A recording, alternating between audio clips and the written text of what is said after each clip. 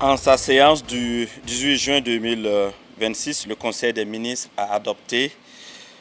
un rapport relatif à une proposition de révocation de 2 agents de police pour des faits qualifiés de détournement des deniers publics d'un montant total estimé à 45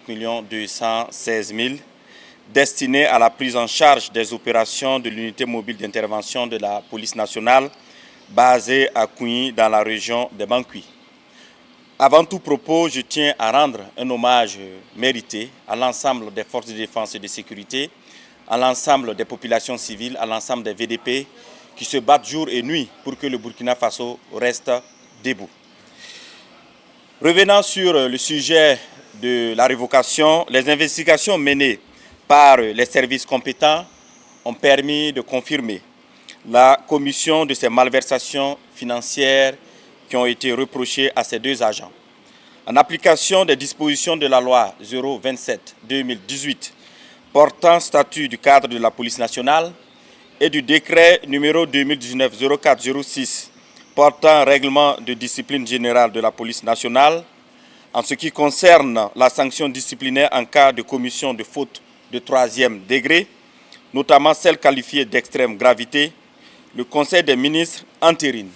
la révocation du lieutenant de police Tiao B. Nicolas, matricule 90-605X, chef du service administratif et financier de la direction régionale de la police nationale de Banqui, et du sergent-chef de police Ilboudo Pawentore Marcelin, matricule 300-947H, responsable de la logistique au sein du dit service administratif et financier pour détournement de deniers publics. Aussi, il sied de souligner que la révocation de ces 2 agents est sans préjudice de poursuites judiciaires avec saisie des biens à concurrence de la valeur des biens détournés. C'est l'occasion de rappeler à tous ceux qui sont dans la chaîne financière,